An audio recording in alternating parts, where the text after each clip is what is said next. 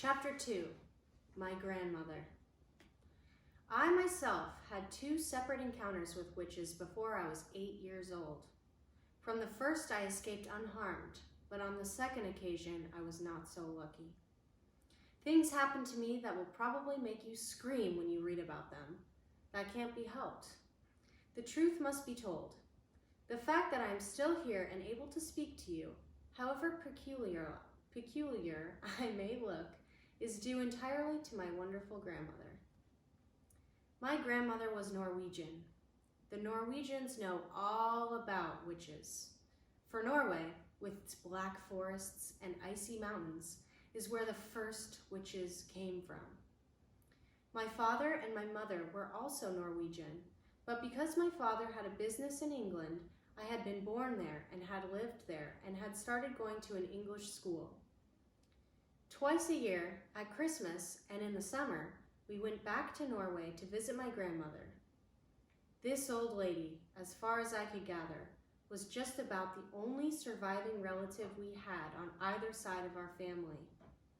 She was my mother's mother, and I absolutely adored her. When she and I were together, we spoke in either Norwegian or in English. It didn't matter which. We were equally fluent in both languages, and I have to admit that I felt closer to her than to my mother. Soon after my 7th birthday, my parents took me, as usual, to spend Christmas with my grandmother in Norway. And it was over there, while my father and mother and I were driving in icy weather just north of Oslo, that our car skidded off the road and went tumbling down into a rocky ravine. My parents were killed. I was firmly strapped into the back seat and received only a cut on the forehead. I won't go into the horrors of that terrible afternoon. I still get the shivers when I think about it. I finished up, of course, back in my grandmother's house with her arms around me tight and both of us crying the whole night long. "What are we going to do now?" I asked her through the tears. "You will stay here with me," she said, "and I will look after you." "Aren't I going back to England?" "No," she said, "I could never do that. Heaven shall take my soul, but Norway shall keep my bones." The very next day, in order that we might both try to forget our great sadness, my grandmother started telling me stories. She was a wonderful storyteller, and I was enthralled by everything she told me. But I didn't become really excited until she got on to the subject of witches. She was apparently a great expert on these creatures, and it made it very clear to me that her witch stories, unlike most of the others, were not imaginary tales. They were all true. They were the gospel truth. They were history. Everything she was telling me about witches had actually happened, and I had better believe it. What was worse, what was far, far worse, was that witches were still with us, and they were all around us, and I had better believe that too. "Are you really being truthful, Grandmama? Really and truly truthful?" "My darling," she said, "you won't last long in this world if you don't know how to spot a witch when you see one." "But you told me that witches look like ordinary women, Grandma. So how, Grandmama, so how can I spot them?" "You must listen to me," my grandmother said. "You must remember everything I tell you. After that, all you can do is cross your heart and pray to heaven and hope for the best." We were in the big living room of her house in Oslo, and I was ready for bed. The curtains were never drawn in that house, and through the windows I could see huge snowflakes falling slowly onto an outside world that was as black as tar. My grandmother was tremendously old and wrinkled, with a massive wide body, which was smothered in gray lace. She sat there majestic in her armchair, filling every inch of it. Not even a mouse could have squeezed in to sit beside her. I, myself, just 7 years old, was crouched on the floor at her feet, wearing pajamas, dressing gown, and slippers. "You swear you aren't pulling my leg?" I kept saying to her. "You swear you aren't just pretending?" "Listen," she said, I have known no less than 5 children who have simply vanished off the face of this earth, never to be seen again. The witches took them. I still think you're just trying to frighten me, I said. I am trying to make sure you don't go the same way, she said. I love you, and I want you to stay with me. Tell me about the children who disappeared, I said. My grandmother was the only grandmother I ever met who smoked cigars. She lit one now. A long black cigar that smelt of burning rubber. The first child I knew who disappeared, she said, was called Ragnhild Hansen.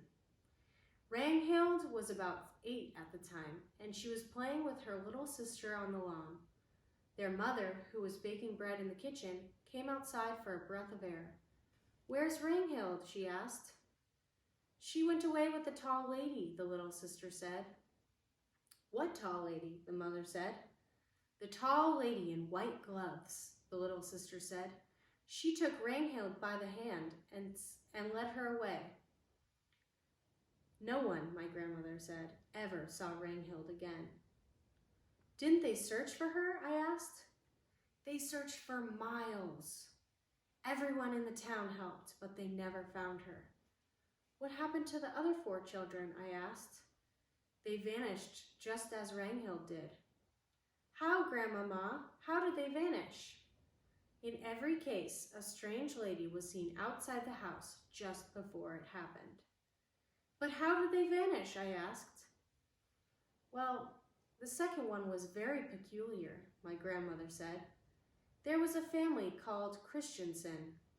They lived up on Holmenkollen, and they had an old oil painting in the living room, which they were very proud of. The painting showed some ducks in the yard outside a farmhouse.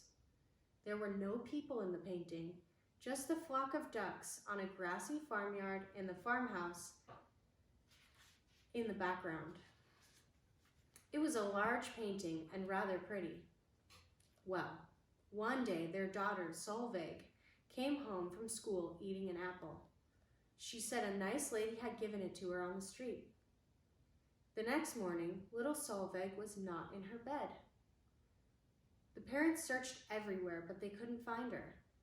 Then, all of a sudden, her father shouted, "There she is! That's Solveig, feeding the ducks!" He was pointing at the oil painting, and sure enough, Solveig was in it. She was standing in the farmyard in the act of throwing bread to the ducks out of a basket. Their father rushed up to the painting and touched her, but that didn't help. She was simply a part of the painting, just a picture painted on the canvas. Did you ever see that painting, Grandmama, with the little girl in it? Many times, my grandmother said, and the peculiar thing was that little Solveig kept changing her position in the picture. One day she would actually be inside the farmhouse, and you could see her face looking out of the window. Another day she would be far over to the left with a duck in her arms. Did you see her moving in the picture, Grandmama? Nobody did. Wherever she was, whether outside feeding the ducks or inside looking out of the window, she was always motionless, just a figure painted in oils. It was all very odd, my grandmother said. Very odd indeed. And what was most odd of all was that as the years went by, she kept growing older in the picture. In 10 years, the small girl had become a young woman. In 30 years, she was middle-aged. Then, all at once, 54 years after it all happened, she disappeared from the picture altogether. You mean she died? I said. Who knows, my grandmother said. Some very mysterious things go on in the world of witches. That's 2 you've told me about, I said. What happened to the third one? The third one was little Bridget Svensson, my grandmother said. She lived just across the road from us. One day she started growing feathers all over her body. Within a month, she had turned into a large white chicken. Her parents kept her for years in a pen in the garden. She even laid eggs. What color eggs? I said. Brown ones, my grandmother said. Biggest eggs I've ever seen in my life. Her mother made omelets out of them. Delicious they were. I gazed up at my grandmother, who sat there like some ancient queen on her throne. Her eyes were misty gray, and they seemed to be looking at something many miles away. The cigar was the only real thing about her at that moment, and the smoke it made billowed round her head in blue clouds. But the little girl who became a chicken didn't disappear, I said. No, not Bridget. She lived on for many years, laying her brown eggs. You said all of them disappeared. I made a mistake, my grandmother said. I am getting old. I cannot remember everything. What happened to the fourth child? I asked. The fourth was a boy called Harold, my grandmother said. One morning his skin went all grayish yellow. Then it became hard and crackly, like the shell of a nut. By evening, the boy had turned to stone. Stone? I said. You mean real stone? Granite, she said. I'll take you to see him if you like. They still keep him in the house. He stands in the hall, a little stone statue. Visitors lean their umbrellas up against him. Although I was very young, I was not prepared to believe everything my grandmother told me, and yet she spoke with such conviction, with such utter seriousness, and with never a smile on her face or a twinkle in her eye, that I found myself beginning to wonder. Go on, Grandmama, I said. You told me there were 5 altogether. What happened to the last one? What about number 5? Number 5, she said, chewing on the end of her cigar as though it were a delicious asparagus, was rather an interesting case.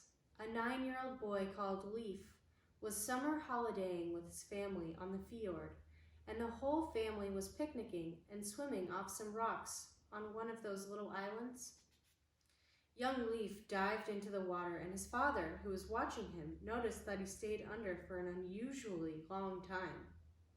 When he came to the surface at last, he wasn't Leaf anymore. What was he, Grandmama? He was a porpoise. He wasn't. He couldn't have been. He was a lovely young porpoise, she said, and as friendly as could be. Grandmama, I said. Yes, my darling? Did he really and truly turn into a porpoise? Absolutely, she said. I knew his mother well. She told me all about it. She told me how Leaf the porpoise stayed with them all that afternoon, giving his brothers and sisters rides on his back. They had a wonderful time. Then he waved a flipper at them and swam away, never to be seen again. But Grandmama, I said, how did they know that the porpoise was actually Leaf? He talked to them, my grandmother said. He laughed and joked with them all the time he was giving them rides. But wasn't there a most tremendous fuss when this happened, I asked. Not much, my grandmother said. You must remember that here in Norway we are used to that sort of thing. There are witches everywhere. There's probably one living in our street at this very moment. It's time you went to bed. A witch wouldn't come in through my window at night, would she? I asked, quaking a little. No, my grandmother said. A witch will never do silly things like climbing up drain pipes or breaking into people's houses. You'll be quite safe in your bed.